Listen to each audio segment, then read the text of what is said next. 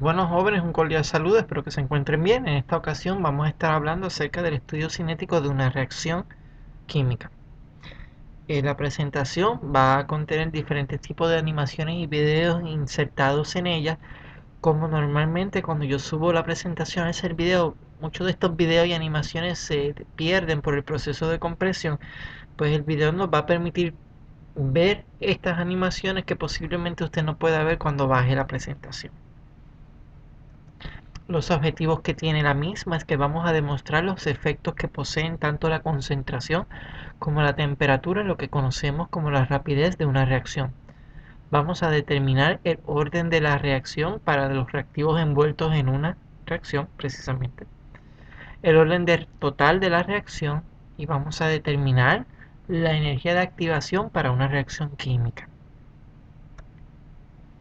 Vamos a dar inicio con nuestra primera animación.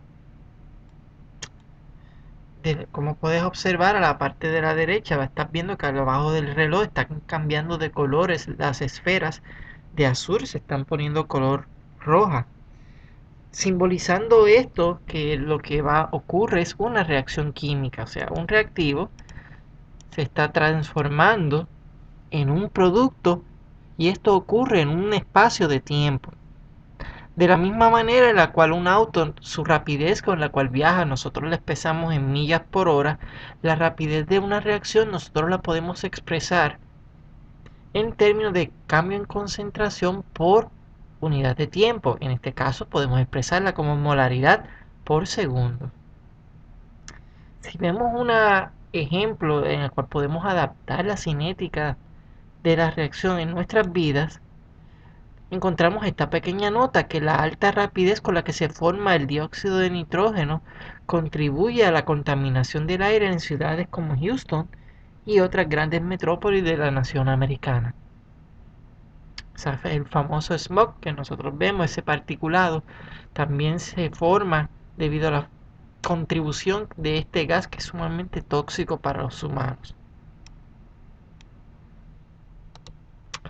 Bueno, vamos a ver, ya que vimos la introducción que tiene que ver con la rapidez con la que se forma, ocurre una reacción, pues vamos a definir propiamente lo que es cinética química.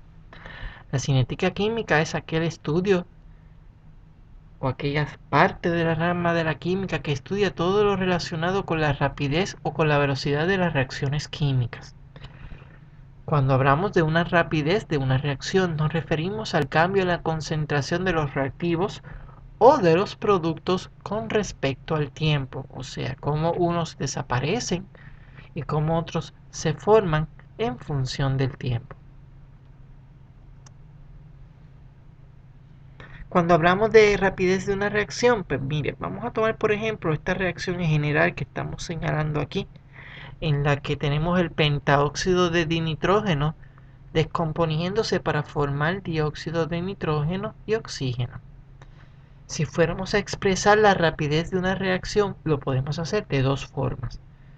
O expresar la rapidez en términos de la velocidad con la que desaparecen los reactivos o la velocidad con la que aparecen o se forman los productos.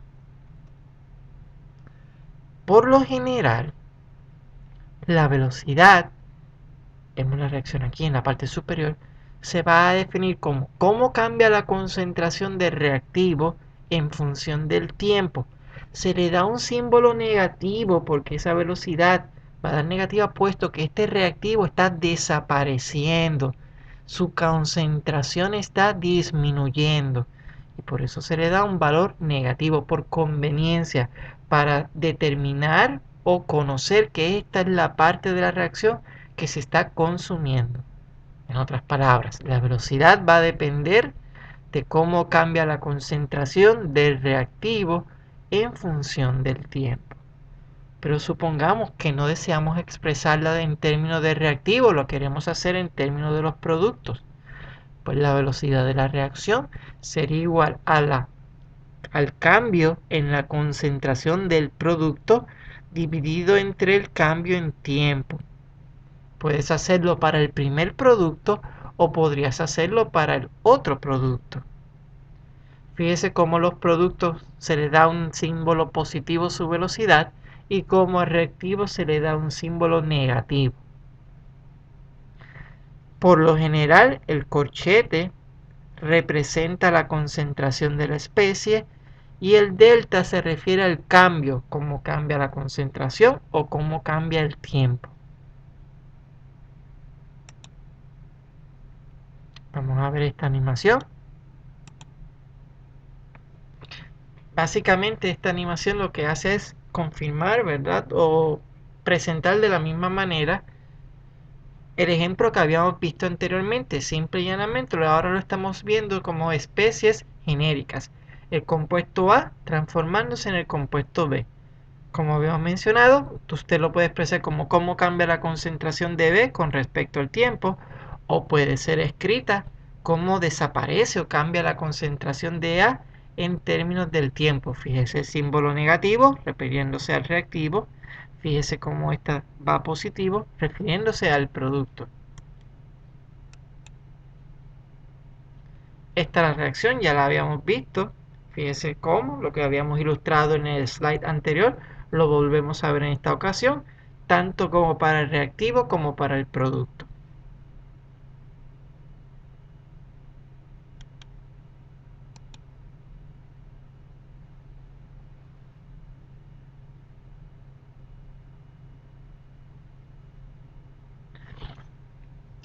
Por lo general, si podrás observar en este momento, lo que nos dice es que la rapidez con la que se consume no es igual con la rapidez con la que se aparece el primer producto, ni la rapidez con que aparece el segundo.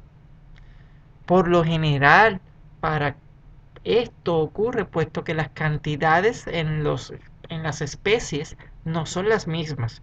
Eso es lo que nos quiere decir el comentario. Como los coeficientes estequiométricos no son iguales, por lo general las velocidades no son iguales. Para compensar esto, cuando usted entre en su clase, en el término o en el tópico de cinética, usted va a notar que una vez usted expresa la rapidez o las velocidades, usted lo que hace es que toma el coeficiente estequiométrico y lo pone en el denominador de la expresión de velocidad, como lo vamos a ver a continuación. Fíjese cómo este 2 pasa a ser aquí abajo una fracción, este 4 pasa aquí y este 1 pasa aquí. ¿Ok? Esa es la manera correcta de usted expresarlo. O sea que la rapidez de formación de descomposición de esta especie va a ser la mitad. Esta va a ser un cuarto de la formación de oxígeno. Si lo vemos en términos relativos. Ahora sí, fíjense cómo ahora sí son iguales las velocidades. O sea, la velocidad a la que se forma oxígeno es que la mitad a la que se descompone esta especie o a la cuarta parte a la cual se forma esta especie. Fíjense la información, cómo la podemos obtener de los valores estequiométricos. Repasándolo nuevamente, la formación de oxígeno, su velocidad es igual a la mitad de la velocidad a la cual se descompone el reactivo o una cuarta parte de la velocidad a la cual se forma esta especie. Vamos a ver si hay algo más. Esto sencillamente lo que nos quiere presentar a modo de información es sencillamente, fíjese cómo en la parte de la derecha, cómo transcurre el tiempo, fíjese cómo van cambiando las especies en esta reacción. Miren, vamos a llevarlo a 30, en 30 segundos. La barra azul representa el nitrógeno en esta reacción. Y oxígeno es una reacción diferente a la que habíamos visto, puede ilustrarse en la parte inferior y lo que nos dice a la velocidad a la cual se cambia la concentración de nitrógeno y oxígeno, fíjese que no es la misma a la cual se forma. Fíjese como en 30 segundos esto es lo que queda de nitrógeno, esto es lo que queda de oxígeno y esto es lo que se ha formado de la especie que conocemos como óxido de nitrógeno.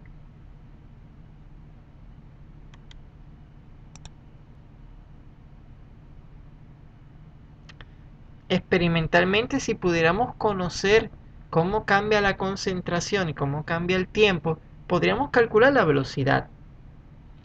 Esto es un poco trabajoso porque usted tiene que conocer exactamente cuánto tiene de la concentración de la especie en el primer tiempo y cuánto le queda en el segundo tiempo, o cuánto se ha formado de la especie en el primer tiempo y cuánto se ha formado de la especie cuando ha pasado un segundo tiempo. En este caso, cuánto se ha formado cuando han pasado 5 segundos, perdón, microsegundos, y cuántos se han formado cuando han pasado 10 microsegundos. En realidad medir esto es sumamente difícil. A menos que usted tenga equipo sofisticado en el laboratorio, no es tan fácil de medir dicha reacción. ¿Qué se ha observado? Pues mire, si usted ha estado un poco atento a lo que hemos estado discutiendo, te habrás podido dar cuenta que la velocidad de una reacción depende de la concentración. Siguiendo esto, se desarrolló un término que se le conoce como la ley de rapidez. ¿Y qué es lo que hace esta ley de rapidez? Pues mire, lo que trata de expresar es la velocidad a la que ocurre una reacción, pero fíjate que esta velocidad única y exclusivamente depende de las concentraciones de los reactivos. Para esta reacción que yo tengo A más B formando C y D, la velocidad se expresa como la multiplicación de una constante que se recibe el nombre de constante de rapidez multiplicado por la concentración del primer reactivo, que en este caso es A, y multiplicado eso a su vez por la concentración del segundo reactivo, que en este caso es B. X y Y representan en este caso los exponentes de los factores de la concentración en la ley de velocidad. Básicamente, estos valores de X y Y son determinados experimentalmente. No son los coeficientes estequiométricos. Como por ejemplo usted veía el A y la B chiquita. Y lo que establecen estos coeficientes es lo que se le conoce como el orden total de la reacción. O sea, usted toma el coeficiente de X que se determina experimentalmente y determina el coeficiente de Y la suma de esos dos números le va a dar lo que se le conoce como el orden de la reacción.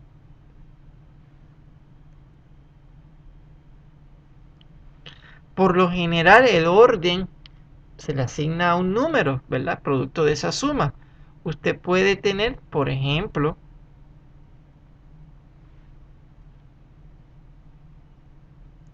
es de orden 0, de primer orden, de segundo orden.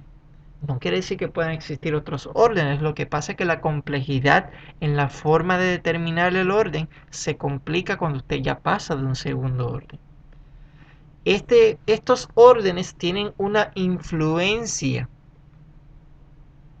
en la velocidad de la reacción y también determinan el efecto que puedan tener los cambios en concentración en la rapidez de una reacción. Por ejemplo, una reacción de orden 0, si usted duplica la concentración del reactivo, vamos a suponer que era 1 molar de A, y usted viene y lo duplica, ahora lo hace 2 molar. Si la reacción es de orden 0, la rapidez de la reacción no cambia, va a seguir siendo la misma. Si su orden de su reacción es de primer orden y usted duplica la concentración del reactivo, la velocidad de reacción se duplica. Si su reacción es de segundo orden y usted duplica la concentración del reactivo, la velocidad de reacción, si es de segundo orden, la velocidad se vuelve 4 veces más rápida. ¿Okay? O sea que debe entender y ver cómo el orden de la reacción dictamina qué efecto va a tener el que usted altere la concentración, qué efecto tiene en la velocidad de la reacción, dependiendo del orden que sea dicha reacción. ¿Por qué es que ocurre esto? ¿Por qué es que la concentración tiene un efecto tan grande? Pues mire, esta animación que estamos viendo en este momento nos presenta el efecto que tiene la concentración. Fíjense en la parte de la izquierda como tenemos una concentración bien pequeña representada apenas con 4 esferas. Y aquí básicamente tenemos 3 veces ese valor, que es cerca de 2 esferas. La concentración tiene la peculiaridad que a medida que es más alta, usted tiene una mayor oportunidad o probabilidad que las moléculas choquen y formen esos productos, entiéndase. Como las moléculas cuando usted mezcla dos reactivos, las moléculas van a chocar entre sí de los componentes del primer reactivo y del segundo para formar los productos.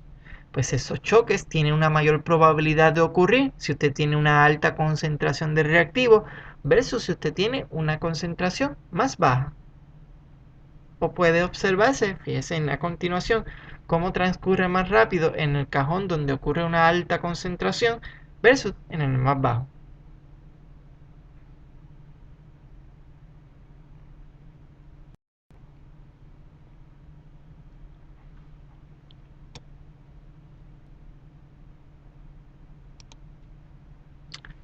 Ahora, ¿qué factores afectan la velocidad de la reacción? Bueno, se han determinado que existen 4 factores que afectan la velocidad de una reacción. La naturaleza de los reactivos es una.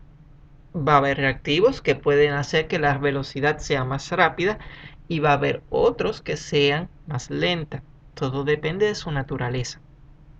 Como de la misma manera, usted puede tener un familiar más agresivo en carácter y otro más pasivo. Todo depende, ¿verdad?, de su naturaleza.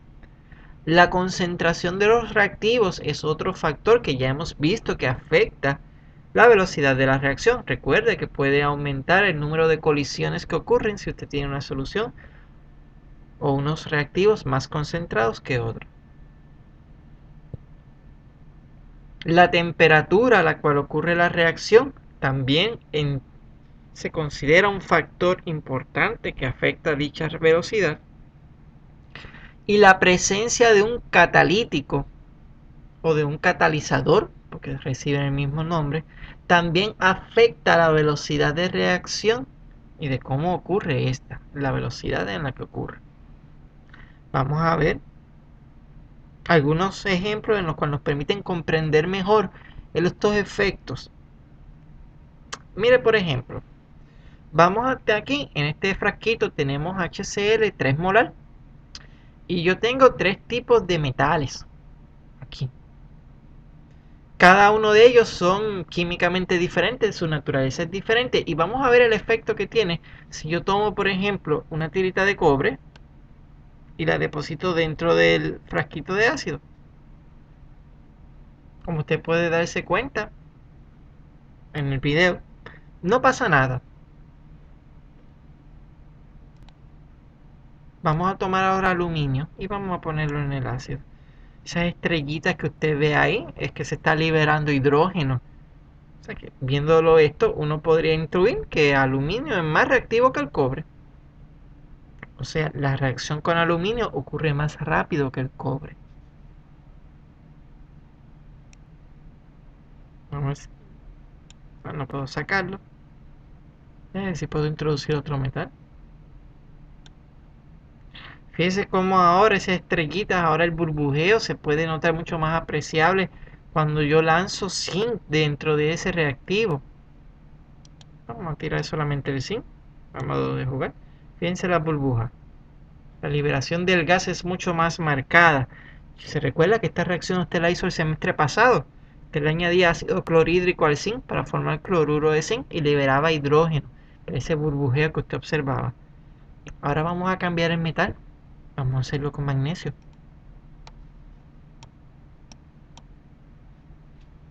Si usted se puede dar cuenta, o lo puede apreciar, el burbujeo aquí, la razón, la cantidad de burbujas que se forman es mucho más grande con magnesio que con aluminio. O sea que de este listado de metales que tenemos aquí, podemos percatarnos que el magnesio va a ser el material más reactivo. O sea, su naturaleza es hacer más reactivo, por lo tanto la velocidad de reacción con magnesio va a ser mayor que con los otros metales. Mientras que con el cobre la velocidad de reacción es tan y tan y tan y tan lenta que es el material menos reactivo.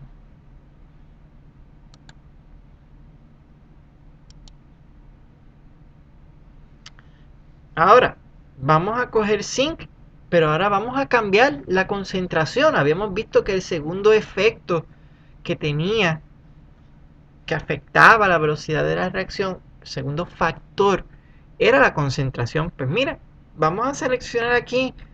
Tenemos zinc con 3 posibilidades de ácido, el mismo ácido pero en diferentes concentraciones. Vamos a tocar la primera. Fíjense que el zinc, cuando le añado 1 molar de HCl, se ven unos pequeños destellitos, lo que quiere decir que hay una pequeña reacción. Vamos a tomarlo con 3 molar. Fíjense cómo aquí ahora se pueden observar burbujas dentro del zinc si usted tiene HCl más concentrado. O sea que si el efecto de la concentración es 1 más, ¿cierto? Si yo lanzo el 6 molar, fíjese cómo la efervescencia, las burbujas que se forman alrededor del zinc son mucho mayores, lo cual nos quiere decir que la influencia o el efecto en la concentración es mucho más marcado cuando usted tiene una concentración más alta de uno de los reactivos.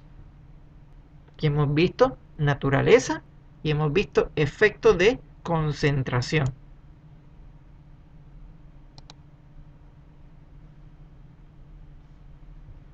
Antes de proseguir con los otros efectos, por lo general, usted se recuerda que yo le había mencionado que determinar la velocidad de una reacción no era algo sencillo que pudiéramos medir experimentalmente. Ahora,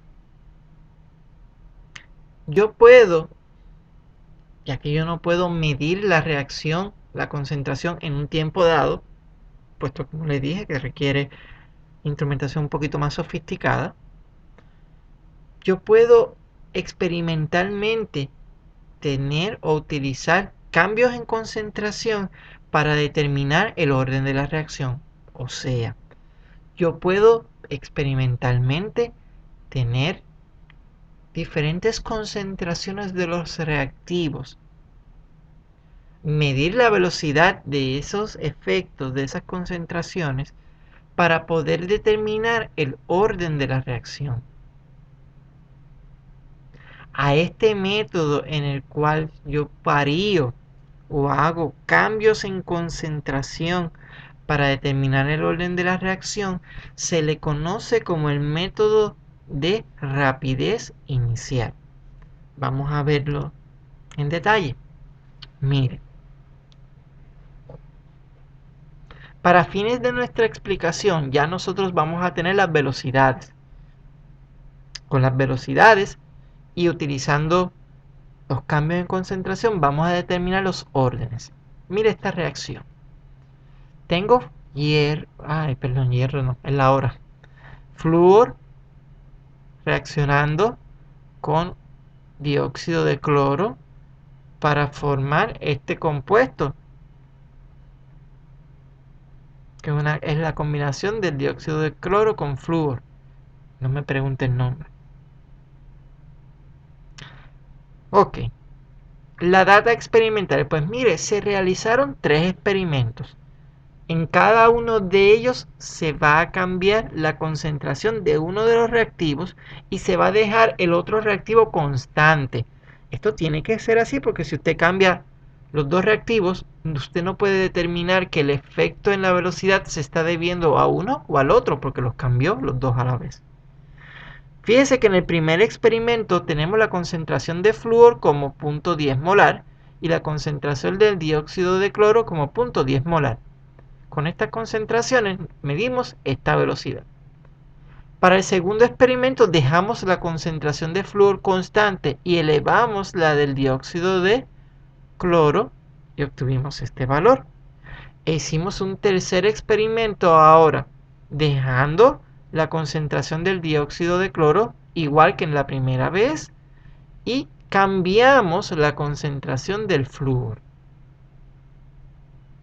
En términos generales, si se recuerda, habíamos dicho que la velocidad depende de una constante, que es la constante de la velocidad, por la concentración del primer reactivo, elevado a un orden dado, por la concentración del segundo reactivo elevado a otro orden dado. La velocidad del primer experimento va a depender de la misma constante de la concentración del primer reactivo a un orden dado y la concentración del segundo reactivo a un orden dado. Fíjate que para este ejemplo yo tomé la velocidad o el experimento número 3 y el experimento número 1. El experimento número 3 y el experimento número 1, si se fijan, dejaron constante la concentración del dióxido de cloro y variaron la concentración de flúor. Las constantes son la misma. Como es una constante, es independiente de la velocidad del tercer experimento o del segundo. Ahora fíjate lo que podemos hacer para determinar el orden. La concentración del segundo reactivo se cancela, puesto que es la misma. Este término ya no existe. Las constantes, como son las mismas, también se cancelan. Y lo que nos queda es que la velocidad del tercer experimento es igual a la concentración de flúor elevada a su orden, y que la velocidad del primer experimento es igual a la concentración de flúor elevado a ese mismo orden. Vamos a sustituir ahora valores que podemos obtener de la tabla. Velocidad inicial 3 está en la tabla, 2.4 por 10 a la menos 3. Velocidad 1, 1.2 por 10 a la menos 3. Las constantes se eliminaron, la segunda especie o reactivo se eliminó. Concentración de flúor en ese tercer experimento, 0.20. Concentración de flúor en el primer experimento, 0.10. ¿Y ahora qué hacemos? Dividimos. 2.4 entre 1.2 nos da 2. 0.20 entre 0.10, como es el mismo orden, yo puedo dividir estos dos números y 0.20 entre 0.10 me da 2. A la X, que es el orden. Y esto es bien sencillo. Ahora es cuestión de determinar a qué potencia usted tiene que elevar el 2 para que dé 2.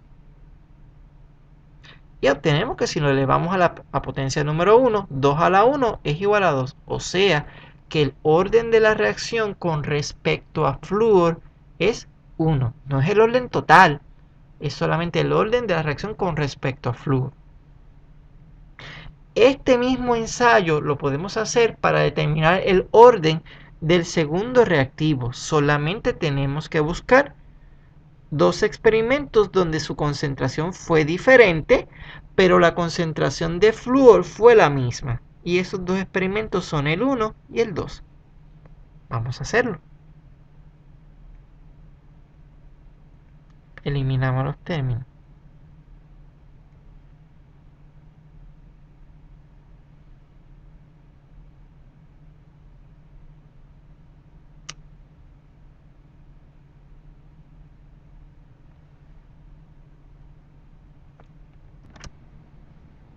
Bueno, pues continuando entonces con la discusión, pues vamos entonces, habíamos visto cómo determinamos el primer orden.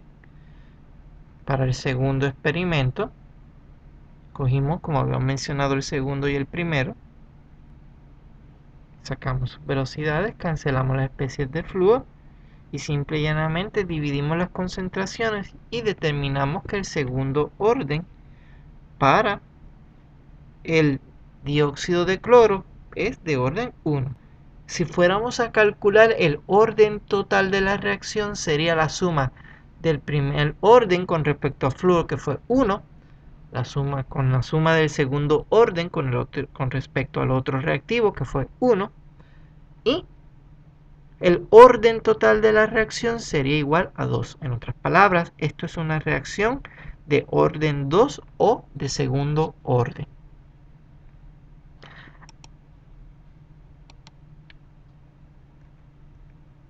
Habíamos mencionado como posibilidad o forma en la que se afectaba también la reacción era mediante la temperatura, y ya lo habíamos visto y podemos utilizar precisamente la misma animación que habíamos visto con respecto a las concentraciones.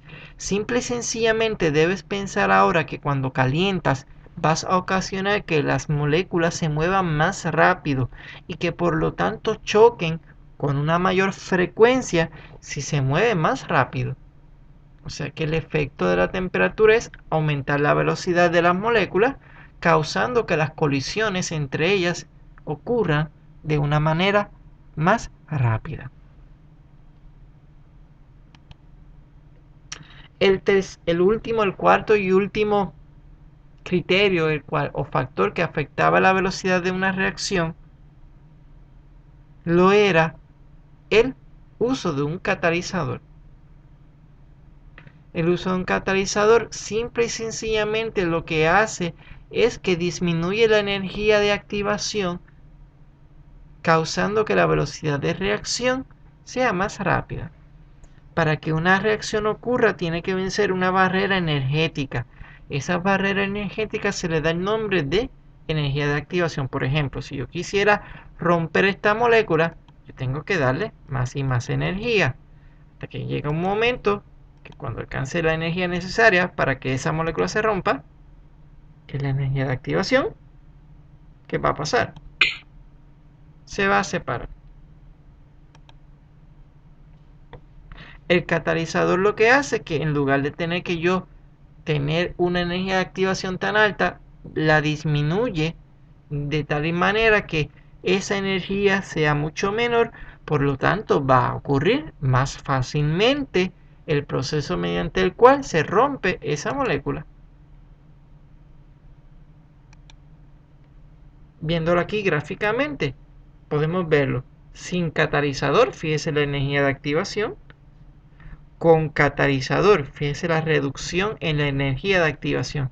Si usted logra reducir la energía, va a acelerar la rapidez con la que ocurre dicha reacción.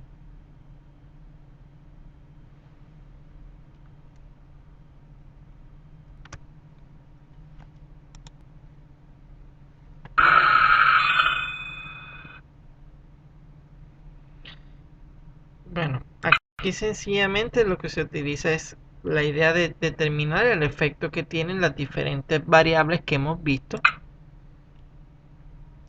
Para fines de nosotros, lo que nos importa es como si quisiéramos determinar la velocidad de una reacción, pues la determinamos al graficar cómo disminuye la rapidez o cómo disminuye la concentración del reactivo. Uno podría, si es capaz de medir eso, determinar cuál es la velocidad en un punto. Para nosotros en este momento esto es un poquito más complicado, así que lo que lo vamos a omitir. Esto lo que nos habla es el método que ya hemos visto de rapidez inicial. Recuerde que íbamos a buscar experimentos donde la concentración de una de las especies fuera igual y que el de la otra fuera diferente, con el propósito de repetir, ¿verdad? O de determinar el orden de la reacción. Fíjense cómo que se cancelan aquellas unidades. Aquí estamos dividiendo el experimento 2 entre el experimento 1 para determinar el coeficiente n. Esta le da de que n es de orden 1. Se hace lo mismo para el siguiente coeficiente. Se buscan dos experimentos donde la otra especie cambie mientras que uno se quede constante. Y aquí se da de que es de orden 2. Por lo tanto, el orden total de la reacción es de un orden 3 o de tercer orden.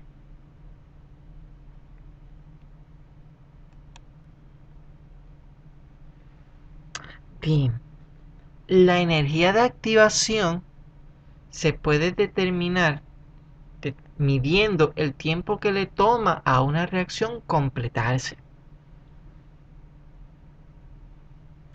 Por lo general, podemos observar lo siguiente. Si yo tengo una relación de temperatura y rapidez, constante de rapidez, que era el valor teórico que habíamos dicho, la constante K, nosotros obtendríamos un comportamiento como este. O sea, a medida que va variando la temperatura, el valor de la constante va a ir variando. porque es una constante dependiente de temperatura. ¿Qué ocurre? Pues mire, en este caso, esta curva a mí no me sirve de mucho, pero yo tengo que someter esto a un tratamiento estadístico.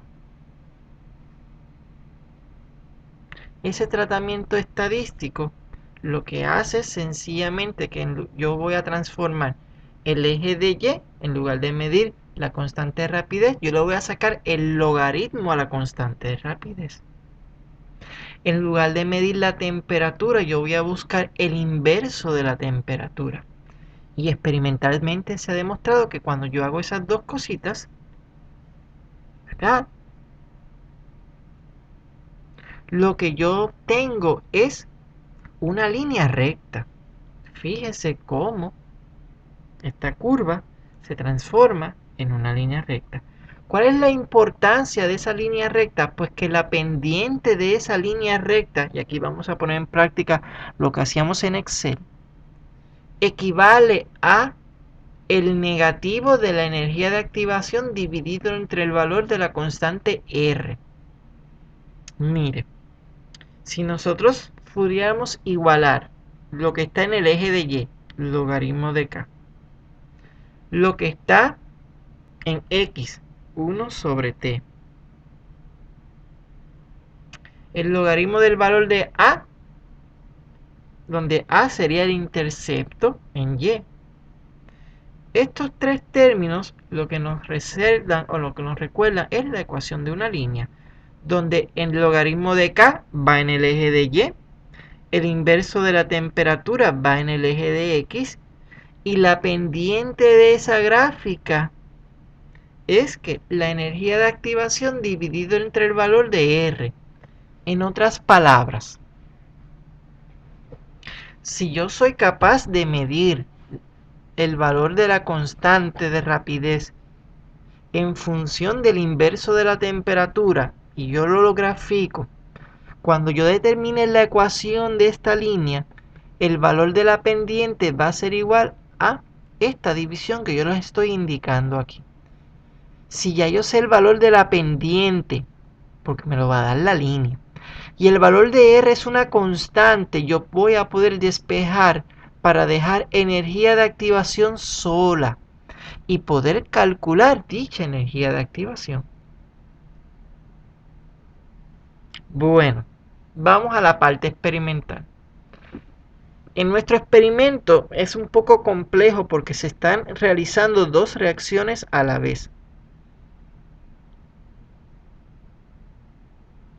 Vamos a tener el ion yoduro reaccionando con un ion que se conoce como peróxido de sulfato para formar yodo y el ion sulfato.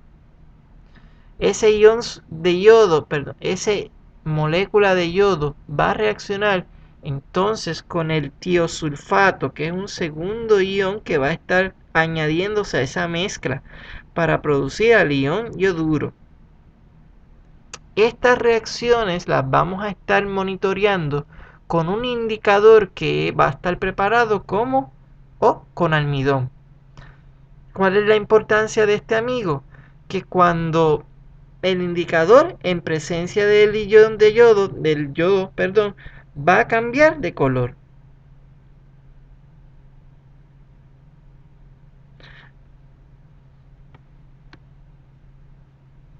Para fines de esto, la sección se va a dividir en dos grupos. Por lo general yo tenía secciones grandes, así que por lo general hacíamos 6 parejas. En el laboratorio yo le voy a decir a usted qué pareja usted va, qué experimento o qué parte usted va a estar realizando dependiendo del número de parejas.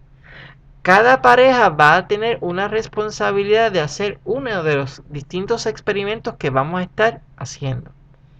Al final las parejas se van a intercambiar los datos obtenidos.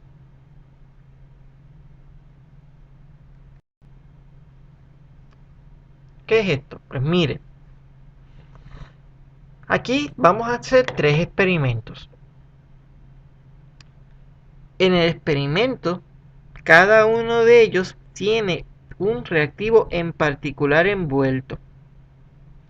La tabla que aparece a continuación, que yo la extraje de su manual, lo que nos indica es la cantidad de yoduro de potasio que usted le tiene que añadir si va a hacer el experimento 1 de cloruro de potasio, del peroxidisulfato, del sulfato y del tiosulfato, con las concentraciones dadas. Estas soluciones ya van a estar disponibles en el laboratorio.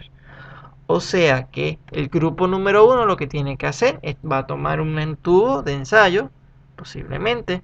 Generalmente preparamos buretas para ello. Y va a ir a la bureta que dice KI y va a medir 1 mililitro. Y va a ir a la que dice KCl y va a medir 1 mililitro. Y va a ir a la que dice de esta sustancia y va a medir 2 y así sucesivamente. Lo mismo el experimento 2 y el experimento 3.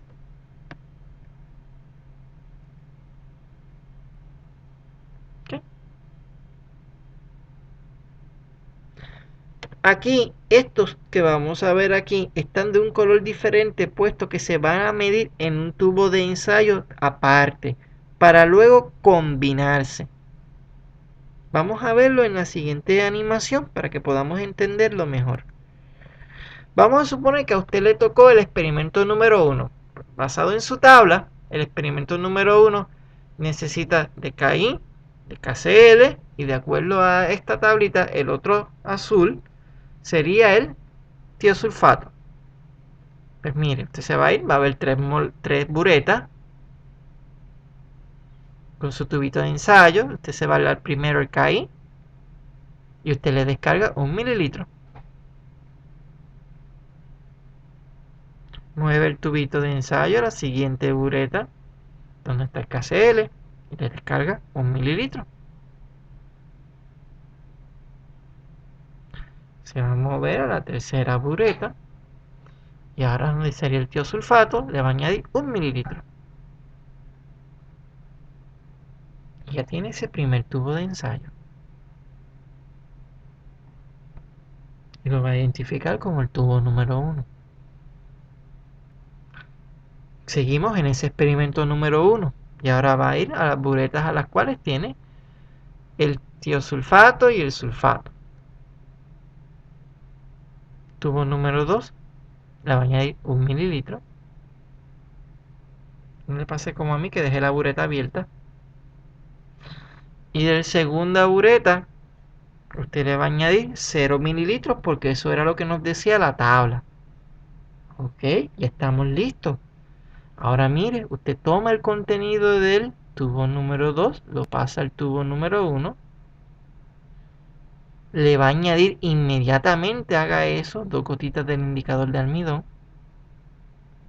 Y va a tomar el tiempo que le toma a este amiguito el cambiar de color. Usted va a tener que buscarse una pequeña varita de vidrio o un agitador para mezclar continuamente ese tubo de ensayo para que los reactivos se mezclen. ¿Cómo usted va a saber que ya terminó? Porque se le va a poner violeta. Inmediatamente pase eso, usted mira el reloj e indica cuánto tiempo ha pasado desde que usted mezcló los dos tubos de ensayo. La concentración de yodo hay que calcularla en ese tubo de ensayo porque para hacer el método de rapidez inicial necesitamos conocer dicha concentración de yodo. Y nos vamos a ir con la fórmula de dilución que vimos en nuestro experimento de soluciones, donde molaridad de la solución concentrada por el volumen de la solución concentrada es igual a molaridad de la solución diluida por el volumen de la solución diluida. Te dirá, ¿qué es eso? Yo no me acuerdo. Pues mire, repasando nuestra tabla. El yodo, el yoduro de potasio, tenía una concentración de 0.2 molar. Puede revisar su tabla. Se sacó un volumen de 1 mililitro. La molaridad diluida es la que yo quiero determinar.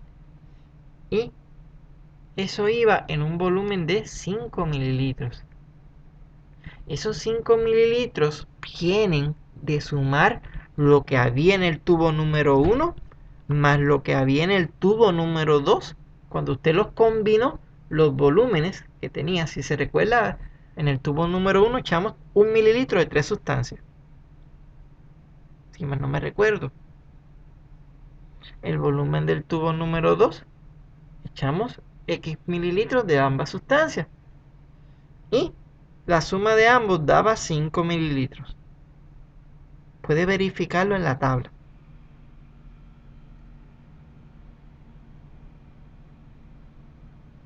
Cuando despejamos, la molaridad del yodo en ese tubo ahora es de 0.04.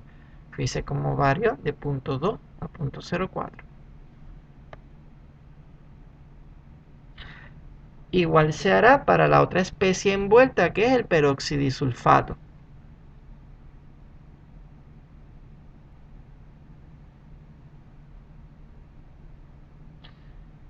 Hay una ecuación en cinética que se usa mucho que tiene que ver con Arrhenius, que Arrhenius fue, dentro de todas sus aportaciones, él también determinó una constante que trata de explicar la velocidad de una reacción. Siguiendo un poco con la teoría, definimos que las velocidades de reacción aumentan con la temperatura, porque aumentan las colisiones. Esto debido a que un mayor movimiento, ¿verdad? Un mayor número de átomos o moléculas posee una mayor energía mayor.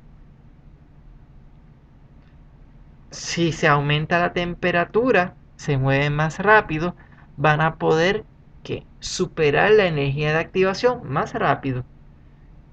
En lugar de usted añadirle un catalizador para bajar la energía de activación, usted calienta para que se muevan con una mayor velocidad, una mayor energía, y puedan entonces superar la barrera de la energía de activación. Como habíamos visto, la ecuación de Arrhenius, o como habíamos explicado, la ecuación de Arrhenius relaciona la constante de velocidad de una reacción con la energía de activación de una energía de activación dada. Ya habíamos visto que eso daba una curva y que la manera en la cual lo convertíamos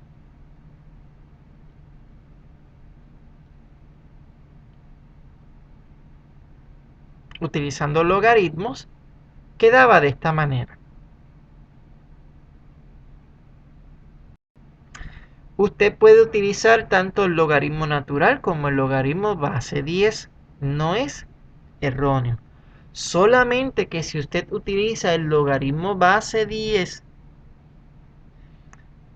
para usted cambiar de este logaritmo a este logaritmo, hay que usar un factor de conversión de 2.3. Es por eso que usted ve que este 2.3 que está aquí no está presente en esta ocasión, puesto que estamos utilizando un logaritmo diferente. Cualquiera de las dos fórmulas es buena, es válida. Lo que tiene que tener pendiente es cuál de los dos logaritmos usted utiliza, o sea, cuál le va a sacar el logaritmo, si es el base 10 o el natural, a la constante, para saber cómo le da la pendiente de esa gráfica. Aquí está esto resumido, usamos aquí el logaritmo base 10. La ecuación de esta fórmula de Arrhenius nos resembla o nos simula, la ecuación de una línea donde el logaritmo del eje de Y se le llama Y, donde el inverso de la temperatura 1 sobre T es lo que usted grafica en X. Por lo tanto, el negativo de la energía de activación entre 2.3 por R es igual a la pendiente. Si hacemos un poquito de álgebra para dejar solo la energía de activación, el 2.3 pasa a multiplicarse junto con R por la pendiente y eso sería igual a la energía de activación, no olvidando el negativo. Simplemente hicimos un poco de álgebra para dejar energía de activación sola. Pues, ¿qué vamos a hacer? Como Arrhenius muy bien lo demostró, vamos a medir el efecto de la temperatura y para esto 3 parejas de cada grupo van a repetir el experimento número 2, solamente que lo vamos a hacer a diferentes temperaturas. Una lo vamos a hacer a aproximadamente 15 grados, otra lo vamos a hacer a temperatura ambiente y otra lo vamos a hacer a 40 grados centígrados. Si no se ha percatado, va a necesitar el termómetro para hacer este experimento, así que espero que usted lo traiga nuevamente, de acuerdo a como se le había pedido para el experimento anterior. Mire, para el experimento de 15 grados es muy sencillo. Usted lo va a preparar, el tubo número 1 y el tubo número 2, tal y como lo aparecen descritos en la tabla. Va a colocarlos en un vaso con hielo, o sea, se va a conseguir un vasito con hielo. Yo le echo un poquito de agua y le pongo los cubitos aquí, ese hielo se va a derretir. Y usted tiene que asegurarse que esa temperatura esté en 15 grados, ya sea añadiéndole más cubitos de hielo o añadiéndole agua caliente si le baja mucho, agua de temperatura de la pluma quiero decir.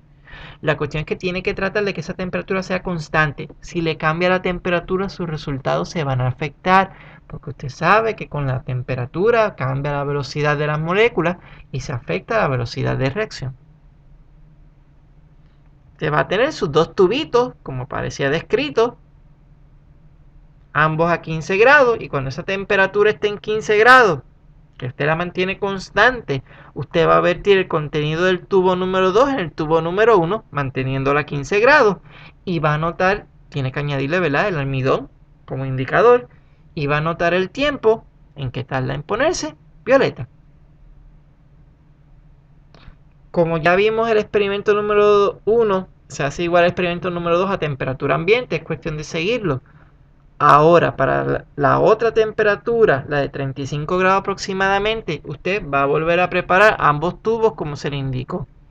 Se va a conseguir un hot plate, va a colocar en ellas un beaker con agua, va a colocar los dos tubitos dentro del beaker, va a esperar que la temperatura del agua sea 35 grados y va a vertir el contenido del tubo número 2 dentro del tubo número 1 y va a notar el tiempo en el que tarda en cambiar de color, no olvidando el indicador claro. Bueno, esto ha sido todo por esta ocasión. Espero haber podido ayudarles a entender un poco el tema, un poco complicado, pero espero que el video resulte de ayuda para ustedes.